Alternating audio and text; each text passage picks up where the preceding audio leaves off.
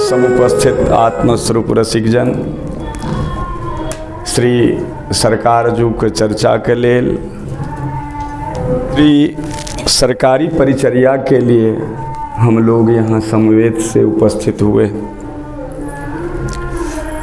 आज श्री सरकार जू के लीला भूमि का ये पदयात्रा और उसका छठा पड़ाव, सातवां पड़ाव खरहिया ग्राम में।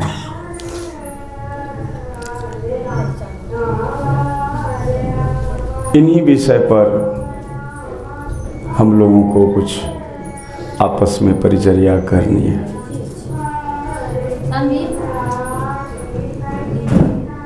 आखिर ये पद यात्रा क्यों और इससे यात्रा से मेरा क्या संबंध है, अधिकारी संबंध प्रयोजन और विषय अनुबंध चतुष्टय कहे गए हैं। किसी भी कार्य करने से पहले उसको प्रयोजन के संबंध में हमें जानकारी लेनी है।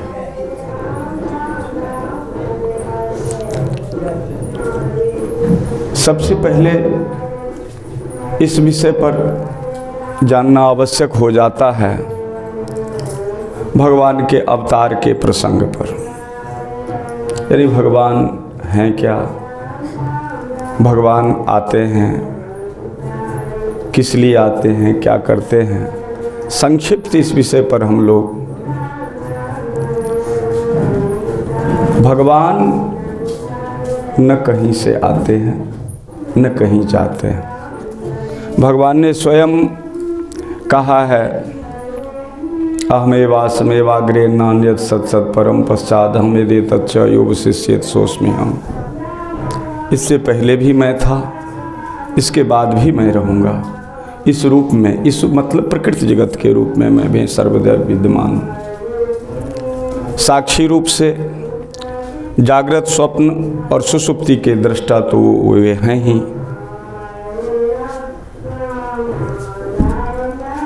और हम इस विषय को, तो भगवान कहीं आते जाते नहीं हैं। अवतरण का मतलब साधारण से साधारण ये बात होती है, जो समुद्र में पानी है, जहाँ ठंड स्थान है बर्फ जम गया, बर्फ साकार हो गया, जल निराकार हो गया। संतों ने अवतार को मुख्यतया साधारण रूप से, साधारण लोगों के समझने के लिए, वैसे भगवान का मनवंतर अवतार है, गुना अवतार है, पराभव अवतार है, परावस्थ अवतार है। तो इन सब अवतारों के अलग अलग विवेचन, शास्त्रों की व्याख्या अलग है। संतों ने सहज रूप से 4 अवतार कहे: नित्य अवतार, नैमित्तिक अवतार, आतुर अवतार, प्रादुर्भाव अवतार। नित्य अवतार में भगवान कहीं न कहीं संत रूप से रहते ही हैं। जहाँ रहते हैं वो पूर्ण रहते हैं। ओम पूर्णमदः पूर्णमिदं पूर्णात् पूर्णमुदच्यते पूर्णस्य पूर्णमादाय पूर्णमेवावशिष्यते। भगवान कोई अपूर्ण नहीं होता। अंशत्वम नाम शक्ति नाम सदा अल्पांश प्रकाशिता। अंश के जो भेद संतों ने गाए हैं, जब उनकी अभिव्यक्ति कम हुई है, पात्र नहीं मिला, तो शक्ति की अभिव्यक्ति कम देखी गई, अधिक देखा गया। तो इसके क्रम से कला का विभाग संत जन करते हैं। फिर कला की व्याख्याएं अलग है। तो मुख्यतया नित्य रूप से संत एक न एक रूप से भगवान पृथ्वी पर न रहें तो ये धरा टिक नहीं सकती। वो स्वयं भगवान होते हैं नित्य अवतार के रूप में। नैमित्तिक अवतार में राम कृष्ण आते हैं। रामकृष्ण नृसिंहस्तु षडेश्वर्य परिपूर्ण कहा गया। राम, कृष्ण और नृसिंह ये षड ऐश्वर्य परिपूर्ण भगवान है, 3 ही भगवान। आतुर अवतार में भक्त के कष्ट की निवृत्ति के लिए स्वयं भगवान जो प्रकट होते हैं। द्रौपदी के लिए वस्त्रावतार, गजेंद्र के लिए हरि अवतार, ये आतुर अवतार भगवान का। प्रादुर्भाव अवतार रानी रत्नावती के लिए। अब रानी रत्नावती राजरानी हैं। अब उनकी दासी किसी संत के संग से भगवत प्रेम को पा गई। रोना गाना नाचना उसका जीवन का अध्यवसाय, भगवान नाम उसे छूटता नहीं है। पर वो उनकी दासी, उनकी बांदी सेवा में है। वो दासी होते हुए भी एक वो दिव्य आनंद में डूबती उतरा रही है। रत्नावती जी को लगा जो इसको ये सुख कहाँ से मिल रहा। दासी ने कह दिया ये तो संत कृपा से प्राप्त होता है, गुरु कृपा से, महत कृपा लय साधवा, भगवत कृपा से मिलती है। दूसरा कोई उपाय नहीं है, न शास्त्र कृपा से मिलेगा, न कोई स्वयं के अध्ययन से, नायम आत्मा प्रवचने लभ्य हो, न मेधया न बहुना श्रुत बहुधा श्रुते न, बहुत सुनने से भी नहीं मिलता। जो गुरु कृपा से प्राप्त होती है उसको खोज ही होना चाहिए। तो ये आपको संत राजा पीपा को माता भगवती ने स्वयं दर्शन देती थी। और जब संत सुख को, संत स्वभाव को की इच्छा उन्हें हुई तो भगवती ने स्पष्ट मना कर दिया, ये मेरे पास नहीं है। दुर्गा सप्तशती के 12वें अध्याय का सबसे अच्छा श्लोक मुझे लगता है, जो मैंने कभी याद कर लिया था। तयेतन मोह्यते विश्वम शैवम च विश्वम प्रसूयते सा च याचिता विज्ञानम तुष्टा रिद्धिम प्रयक्षति। वही माता जगन्माता प्रसन्न होती हैं तो तया एतन मोह्यते विश्वम, इस जगत को मोहित करती हैं। मोहित करती हैं मैं जहाँ सारे हैं 3 हाथ के शरीर में मैं अहम पाना आया नहीं। अपने को बुद्धि में, जहाँ पर बुद्धि में स्मिता भाव आया, मैं ये हूँ, कुछ स्वीकार किया, स्त्री पुरुष कुछ भी माना, तो जो ही पुरुष माना तो स्त्री उसके लिए आकर्षण का केंद्र हो जाएगा। तो तया एतत मोह्यते विश्वम, वही जगन्माता जगत को मोहित कर रही है। अशैवम च विश्वम प्रसूयते, और वही जगन्माता जगत को जन्म दे रही है। यन माया वस्वर्ति विश्वमखिलम ब्रह्मादि देवासुरायत सत्वाद मृषे भाति सकलम रज्जो जथा हेर ब्रह्मा। ये भगवान की प्रबल माया है, जो मैं मेरे पर हम भूल रहे थे जग में, गोते खाते मैं निज पर में, मैं निज सारे 3 हाथ का देह, गोते खाते निज पर में दिया हमें पद अभिराम, तुमको लाखों प्रणाम। वो अभिराम पद वासुदेव सर्वमिति सरकार का, सरकार की दृष्टि जहां पड़ती थी वो प्रिया प्रीतम के अतिरिक्त किसी को, किसी के गुण, किसी के स्वभाव को, किसी के धर्म को कभी उन्होंने स्वीकार किया नहीं। और जहां द्वैत का गंध या अन्य दर्शन, अन्य बातों को लेकर के कोई आया, तब तक खोलते रहे जब तक वो व्यक्ति शांत नहीं हो जाता, उस पद में स्थिर नहीं हो जाता, तब तक सरकार की जो है सत्संग बंद नहीं होता था। तो ये संत स्वभाव कोई दे नहीं, संत ही दे सकते हैं। स्वयं भगवान भी इसे देने में, जो नित्य नैमित्तिक अवतार की बात मैं कर रहा हूं रामकृष्ण की, वो भी असमर्थ हैं जब तक वो स्वयं न चाहे।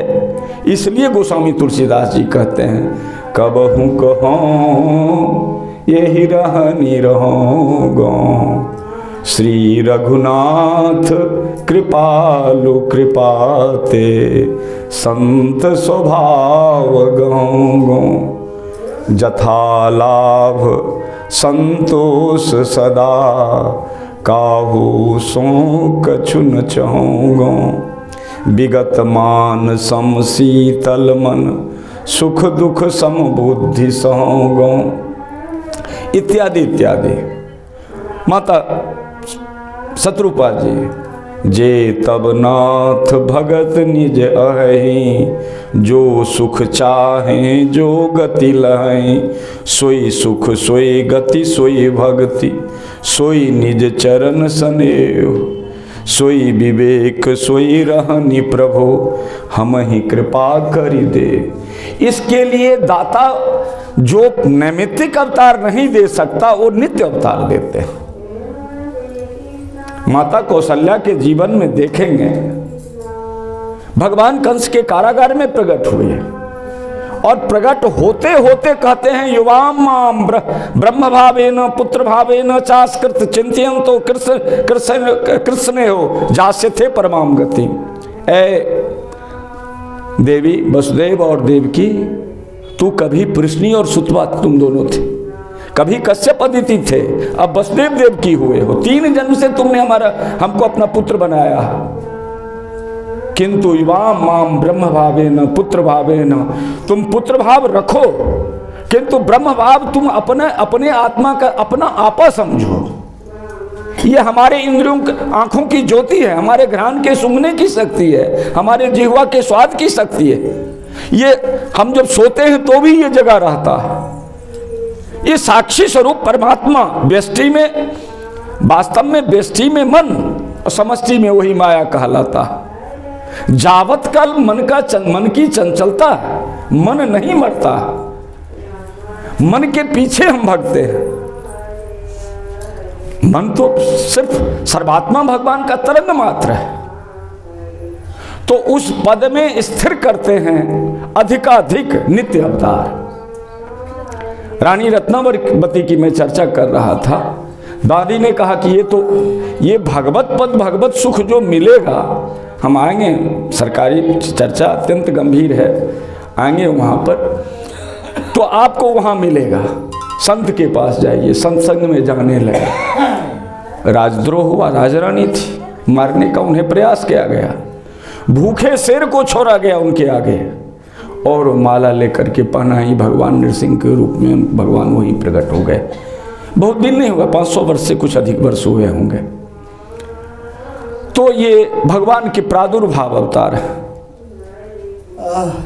नामदेव जी चले जा रहे थे, कहीं रुके हुए थे, वहाँ भूत रहता था, प्रेत। भले पधारे लंबक नाथ, उसमें भगवान विठलनाथ का दर्शन हो गया। उनका बाटी लेकर के कुत्ता भगा जा रहा था, उससे विठल प्रकट हो गए। एकनाथ को जब सर्वात्म भाव परिपक्व अवस्था को पाया और वो जल लेकर के जा रहे थे गोमुख से रामेश्वरम चढ़ाने के लिए, मार्ग में कोई गधा तड़प रहा था प्यासे। अब रामेश्वरम नजदीक आ गया है, जल चढ़ाना है, किंतु सामने में गधा तड़प रहा है। गंगा जली खोली और उस गधे को पिलाने लगे। साथियों ने कहा कि एकनाथ, जीवन में क्या दोबारा जल ला करके भगवान रामेश्वर को चढ़ा सकते हो क्या? एकनाथ रो पड़े, मित्रों तुम नहीं देखते, स्वयं रामेश्वर यहाँ पधारे, उस गधे से प्रकट हो गए। ये भगवान का प्रादुर्भाव अवतार है। तो नित्य अवतार से, नैमित्तिक अवतार से संस्थापना, धर्म की स्थापना होती है, दुष्टों का विनाश होता है, किंतु दुष्टता का सर्वथा नाश नहीं होती। नित्य अवतार का कार्य उससे भी कठिन होता है, उससे दुष्ट के हृदय की दुष्टता को नाश करते हो और उसके लिए उसके सारे प्रहार को सहते हैं। होके जीव के दुख से दुखी, भू पर आए साकेत सुखी, है कितना वैषम्य है, दुख भी हुआ आज धन है, घर घर जा प्रभु देते चैन, फिर भी बरसे प्रभु के नैन, सोचते अखिल दुख ले लूं, बदले में तन तक दे दूं, बिन आहार न पग पनही, फिरते प्रभु बन बनही। कभी सरकार जी के इसी दर्शन में ये काव्य निश्रित हुए थे। तो प्रभु नित्य अवतार का जो नित्य अवतार की जो बात होती है वो अत्यंत निराली होती है। भगवान जब कभी भी आते हैं, प्रादुर्भाव अवतार, भक्त के कार्य किए, भक्त का महात्मा को प्रकट किया, भगवान तिरोहित हो गए। आतुर अवतार भक्त के कष्ट को दूर किया, चले गए। निमित्त किसी निमित्त अवतार किसी कार्यवश आए और कार्य की पूर्ति हुई और वो चले गए। किंतु नित्य अवतार में जब तक पात्र रहता है, जो जब तक वो संभालना चाहे, जब पात्र नहीं रहता तब वो जाने का निश्चय कर लेते हैं। उनका जीवन आने जाने काल के अधीन नहीं होता, पात्र के आधार पर होती है। एक थोड़ी सी पूर्व राग वेणु गीत पर स्मरण आ रहा है, जिन लीला को मैं चर्चा करने जा रहा हूं अभी यहाँ, वो वेणु गीत से संबंधित है। अब कोई गोपी कहती है भगवान बांसुरी निनाद का वादन करते हैं, गोपी अपना घर का काम काज नहीं कर पाती है। वो वेणु के सुख से, यानी उनका जो भाग है, जो सुख है, जो कृष्ण से जो सुख हो चाहती हैं, वो सारा सुख ये बांसुरी ले रही है। तो वो स्पृहा करती है। कह सकते हैं इसका थोड़ा सा ईर्षा तो नहीं कहना चाहिए दिव्य प्रेम में, किंतु सांसारिक शब्दों के लिए हम इसका ईर्षा का उदाहरण दे सकते हैं। ब्रज जीवन ओठन की तकिया, ये सखी इस बांसुरी को तो देखो, ये कितनी बड़ी महारानी बनी है और कैसे ये आराम पर पा रही है। जैसे बड़ी राजरानी खूब सुंदर बढ़िया पलंग पर सोए और तकिया देकर के आराम से पड़ी रहे, इस बांसुरी को तो देखो। ब्रज जीवन ओठन की तकिया, ब्रज जीवन ओठन की तकिया, नित मंगल मोद मनावती है। यानी ब्रजराज श्री कान्हा के ओठ का ये तकिया बना ली है। ओठों से तो हटती नहीं है ये, और आराम कैसे कर रही है। अब जब रानी सोई है तो भाई पंखा भी झलने वाला तो कोई चाहिए ना। शीतल मंद सुगंध समीर, अलकावली पौन ढुरावती है। ये कृष्ण के जो बांसुरी निनाद के समय में स्वर का आरोह अवरोह क्रम से बजाते हैं, उनका सिर जो हिलता, उनसे केस पास से हिलते हुए जो सुंदर शीतल मंद सुगंध समीर अलकावली पौन ढुरावती, वो हवा कर रही है। फिर पैर दबाने वाला भी तो चाहिए। तो पद चापत श्याम दो कर, तौ मन मोद न पावती। स्वयं श्री कृष्ण इसके मुरली के चरण दबाते हैं। इतनो सुख पाय अरी मुरली, तो ही अजहूं नींद ना। अब तू चैन से चुप नहीं होते, तू मुझे परेशान करती है। इसी वेणुगीत में भगवान सुखदेव जी कहते हैं, कभी जब श्री सरकार जी चलते थे और उनके पीछे पीछे चलता था, तो स्पष्ट ये श्लोक मुझे याद आता था उन दिनों। वृंदावनम सखी भुवो वितनोति कीर्तिम, यद देव की सुत पादाम्बुज लब्ध लक्ष्मी। ये सखी, वास्तव में इस वृंदावन का भाग तो देखो। वृंदावनम सखी भुवो वितनोति कीर्तिम, ये वृंदावन इस पृथ्वी की कीर्ति को तिरस्कार बढ़ा रहा है, पृथ्वी के जस को। ये आज स्वयं गोलोक के का जो यश है, आज ये पृथ्वी उस जस को छीन रही है। उसमें वृंदावन, ये तो वृंदावन तो इसी पृथ्वी का अंश भूभाग है। वृंदावनम सखी भुवो वितनोति कीर्तिम, यद देव की सुत पादाम्बुज लब्ध लक्ष्मीम। गोविंद बेनु मत्तमयूर नृत्यम प्रेक्षादृशान्नुपरतान समस्त सत्वम।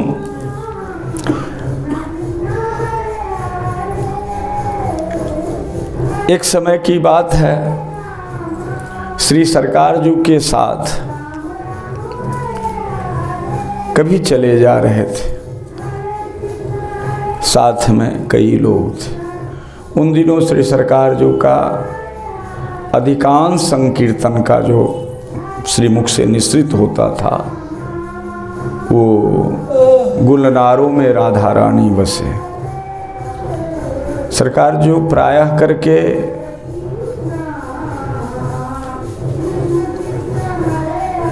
राधा भाव में ही रहा करते थे, क्योंकि राधा रानी के तरह सियाराम बाबा पुजारी जी, आज जैसे किशोरी जी ने कृपा की है चुनरी मिला है, वैसे सियाराम बाबा मंदिर में कभी पुजारी जी सरकार को किशोरी जी का चुनरी दिए थे, और सरकार तो चुनरी बांधते थे और बांध करके उसी भाव में, और भाई जी हनुमान प्रसाद जी के 16 गीत, कृष्ण गोविंद गोविंद गोपाल नंद लाल राधा राधा राधा राधा राधा, तो 16 गीत का गायन चलता था। और फिर राधा माधव चिंतन पाठ का क्रम था। उन दिनों जानकी चरितामृतम, तो सरकार चले जा रहे हैं, चौर का रास्ता, गांव नहीं है और बड़े बड़े ऊंचे ऊंचे आर खेत का। दिन भर हम लोग भूखे हैं, कहीं भोजन पानी की तो कमी नहीं थी, किंतु सरकार कहते सीताराम बाबा तप और तप करना, भोजन के लिए पागल हो गए। साथ में लीला बाबू थे, लीला बाबू थोड़ा मुंह लगे थे, सरकार उनको संबंध में भतीजे लगते हैं, वो सरकार उनको बेटा कहा करते थे। लीला बाबू अहाँ अपनो मरो हमरो मारो, आप तो खुद मरिएगा भी, हमें भी मारेंगे। न खाते हैं न खाने देते हैं, न चलते हैं न चल, ये कोई जीवन है क्या? क्या होता, हम क्यों हम लोग पागल हो जाते हैं? जो आप कहते हैं हम आपके पीछे चल देते हैं। आप जैसे व्यक्ति के साथ हमें नहीं चलना चाहिए। सरकार लोटे लीला, हम व्यक्ति हैं क्या रे? तो व्यक्ति नहीं है तो आप भगवान हैं, व्यक्ति नहीं है तो आप भगवान हैं। ऐसे बोले, आप हम व्यक्ति हैं रे, तो आप व्यक्ति नहीं तो आप भगवान हैं। सरकार चुप हो गए। तब तक पैर का, सरकार के पैर का चप्पल टूट गया। चप्पल कहते हैं आप ले जाओ, भर दिन तो मरू। आप उस समय में इतनी खेती नहीं होती थी गेहूं की, धान का खेत कुदाल से उल्टाया हुआ होता था, और उस बड़े बड़े उल्टाए बड़ा बड़ा ढेला, उस पर पैर दे कर चलना मुश्किल। सरकार के कोमल चरण, फिर भी समय अपराह्न का था, किसी प्रकार हम लोग एक उस चौर में, बड़ा धूल का रास्ता था, एक पाकर के पेड़ के तले पहुँचे। गर्मी की मौसम थी। अब वहाँ लगे जोर जोर से कीर्तन करने, शायद उसमें मिलन जी भी हों, उतना तो याद रख पाना मुश्किल है कौन कौन था। अब ऐसे संकीर्तन करने लगे और नृत्य करने लगे। कोई एक गाने वाला था साथ में, किसी गाने वाले को पकड़ लेते थे और ऐसे नृत्य कर। उमेश झा पंडित जी बहुत बाद में आए हैं बाबा, उनका जन्म उमेश झा पंडित जी का सरकार के पास 93 ईस्वी में हुई है, बहुत बाद में आए हैं, ये बहुत पहले की बात कही जा रही है। तो कई उमेश झा पंडित जी हुए हैं सरकार के पास, कई लोगों को पकड़े हैं। सरकार का अपना था, किसी को पकड़ करके गीत गोविंद का पाठ करना, विद्यापति सुनना, कभी मोद निधि जी का, कभी प्रेमलता जी की पद को सुनना और कीर्तन करना, यही उनका जीवन था और उसी में निमग्न रहना। हम लोगों को पकड़ लेते थे, किसी अलग गाछी कुंज में बैठे रहना, फिर वहाँ रस की चर्चा चल रही है, फिर अब दोपहर का समय हुआ, सरकार स्नान करेंगे, कहीं से चंदन लाओ घिसो, फिर फूल चुनो, फिर माला पहनो, फिर कहीं सरकार गए किसी घर में। इन दिनों एक जगह नहीं बनता था, सरकार कहते थे मैथिली में डांरे पर डेरा, मतलब जहाँ कमर में गमछा है वही डेरा है। ये लोमस जी की विद्या है। एक वृक्ष तले साधु को अपने लिए घर नहीं बनाना चाहिए, साधु के लिए अपने आश्रम नहीं बनाना चाहिए। बहता जल निर्मला बंधा गंदा होए, बहती रहना चाहिए। सरकार स्पष्ट कहते थे, क्या सांप अपने लिए कोई घर बनाता है क्या?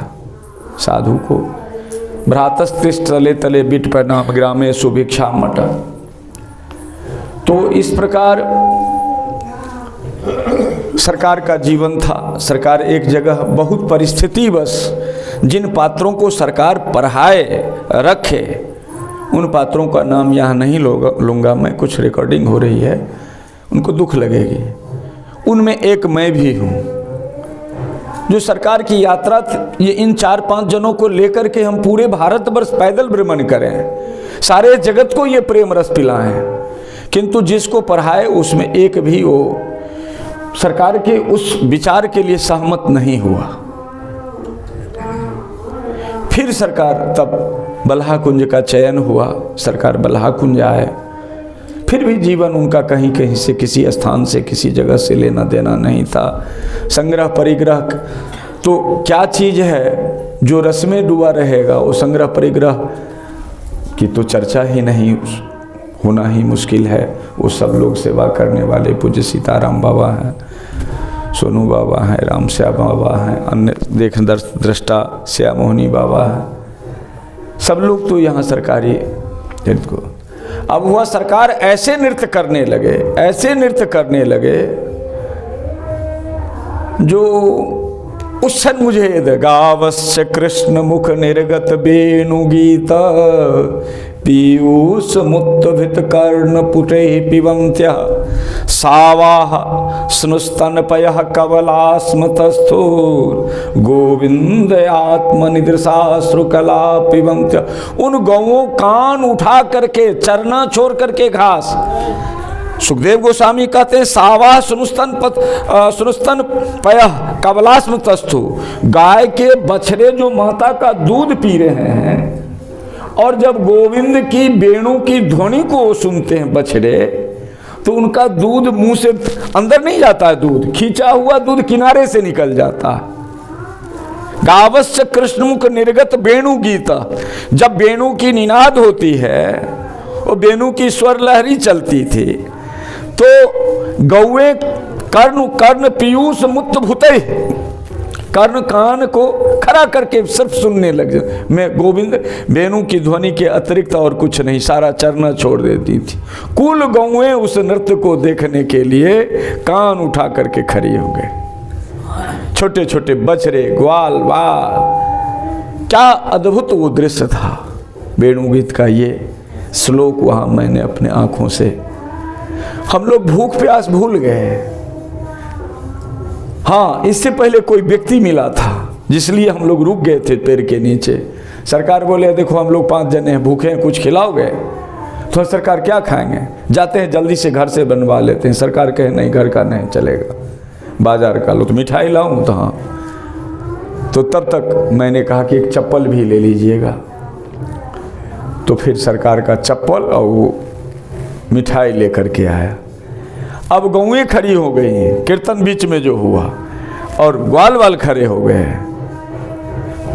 5 किलो रसगुल्ला था 5 जने के लिए, किंतु सारे गौओं को खिलाओ, बछड़ों को खिलाओ, बकरियों को दो, एक एक करो। और ये क्या, गाय बकरियां कर्म सह, ये नहीं जो कोई मार करे, वो बच्चे लोग। आते आते एक आधा टुकड़ा हम लोगों को मिला, फिर चलते बने।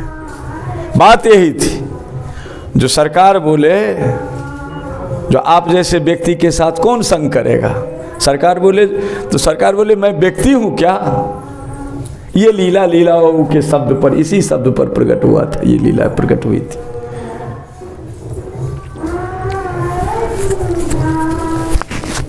इसी वाक्य के कारण आप जैसे व्यक्ति के साथ कौन भ्रमण करेगा। सरकार बोले कि मैं व्यक्ति हूं क्या।